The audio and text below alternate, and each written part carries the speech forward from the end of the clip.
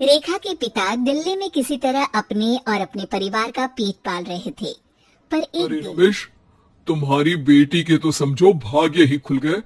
वकील लड़के का रिश्ता आया है। अरे वाह। कब करना चाहते हैं शादी? वो लोग तो जल्द से जल्द ही करेंगे।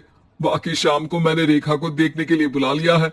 तेरा घर छोटा है तो तुम लोग मेरे घर ही आ जाना। आतिश और उसकी बीवी सारी तैयारी के साथ रोहित और रेखा की शादी कर देते हैं। लेकिन अगले को रेखा, शादी भले ही हो गई है, लेकिन तुम ये मत सोचना कि मैं किसी जोरू के गुलाम टाइप रहूंगा। को रोहित की बात अजीब लगती है। मैं ये तो सोच भी नहीं सकती और ना ही चाहती हूँ, लेकिन शादी के अगले ही दिन इस तरह की बात की उम्मीद भी नहीं थी। रोहित रेखा के मुंह से ये बात सुनकर गुस्सा हो जाता। काफी जबान भी चला लेती हो। माँ ने सिखाया नहीं कि पति से कैसे बात। रेखा अब चुप रहने में ही भलाई समझती है। रेखा, जल्दी से नाश्ता तैयार कर लो। आज पहला दिन है, सारे काम तुम्हें समझा दूंगी। ये नौकरानी है जो तुम्हें बता देगी कि कैसे कैसे क्या करना है। फिर इसकी कल से छुट्टी है। रेखा भी ससुराल में जी जान लगाकर काम करने लगती है। खाली समय मिलता तो पति के वकालत की किताब उठाकर पढ़ने लगती। ये क्या, जब देखो तब पढ़ती रहती है। अच्छा सुन, कल पिता के घर से 20,000 रुपए लेकर आना। मेरे छोटे बेटे की फीस भरनी है।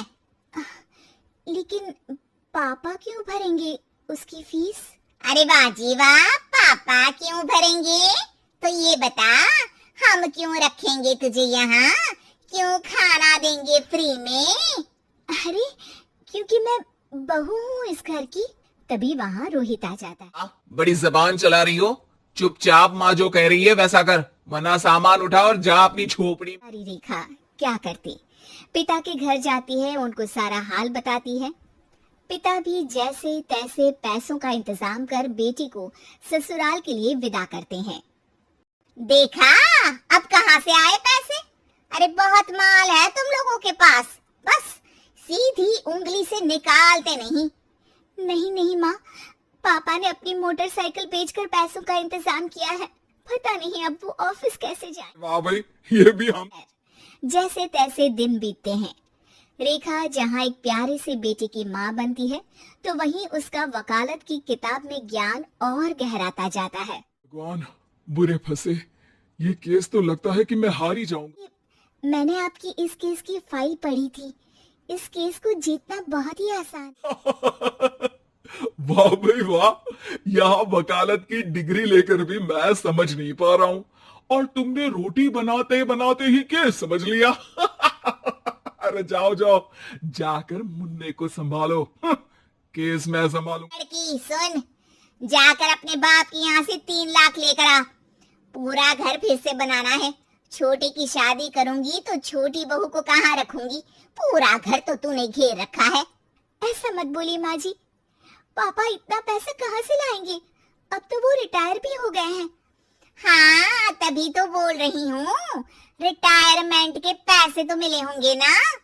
लेकिन वो अगर आपको दे देंगे तो बुढ़ापा कैसे काटेंगे? रोहित रेखा की बात सुनकर गुस्सा। ए सुन, चल अपना सामान उठा, अपना बच्चा उठा और निकल यहाँ से। के लाख आग्रह के बाद भी रोहित और उसकी सास उसे घर में नहीं रखते। पापा, मैं तलाक चाहती हूँ। मेरे पास वकील के पैसे नहीं। पापा, आप मुझे वकालत करवा दीजिए, अपना केस मैं खुद लड़ूंगी। इस बार रेखा के पिता भी उसे ससुराल ना भेजकर रिटायरमेंट के पैसों से वकालत करवाते हैं। और फिर एक दिन कोर्ट के बाहर, रोहित, आज तुम अपना ही केस हार गए, वो भी उस लड़की से जिसकी तुमने कभी कदर ही नहीं। मुझे माफ कर दो, मैं इतनी बड़ी अमाउंट कहाँ से लाऊंगा? मैं हर महीने पैसे नहीं दे सकता। पैसे वहीं से लाना जहाँ से तुम मेरे पापा को लाने के लिए मजबूर करते थे। एक पिता अपनी बेटी की शादी उसकी खुशहाली के लिए करता है, ना कि सारी जिंदगी कर्जदार बनने के लिए। अरे, मेरे ही बेटे की किताब पढ़ पढ़ कर ज्ञान बांट रही हो। वकालत की किताब तो ससुराल में ही पड़ी थी। बिल्कुल, यहाँ मेरी गलती रही। जिस पैसे से मैंने इसकी शादी की थी, मुझे वो पैसे पहले इसकी पढ़ाई में लगाना चाहिए। आज रेखा एक जानी मानी वकील के रूप में काम कर रही है।